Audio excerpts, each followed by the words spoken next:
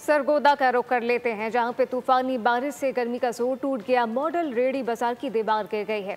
नशीबी इलाके, पार्क और ग्राउंड झील का मंजर पेश करने लगे। मजीद क्या तफसीलात हैं मोहम्मद सुलेमान मौसम से जानते हैं। जी बताइएगा।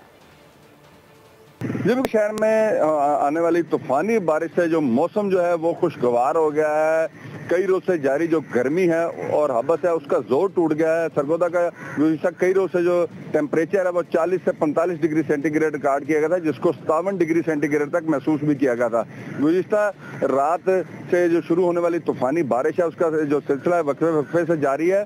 बारिश का जो पानी है वो शहर में जगह जगह खड़ा इस वक्त नजर आ रहा है। इस वक्त मैं मौजूद हूँ कंपनी बाग सरगोदा में, जहाँ पर आप मेरे अकम में देख सकते हैं कि कई फुट जो पानी है वो यहाँ पर खड़ा हो चुका है। इसके साथ साथ कंपनी बाग से मुलेका मॉडल रेडी बाजार यहाँ पर कायम किया गया था, जिसकी जो कई फुट लंबी जो दीवार है वो भी जो है तूफानी बारिश के बायस वो गिर चुकी है।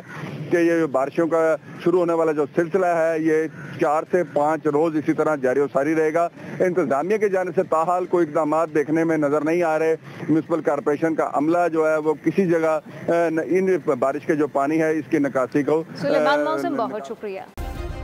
सब्सक्राइब करें और बेल दबाएं ताकि कोई खबर रह न जाए।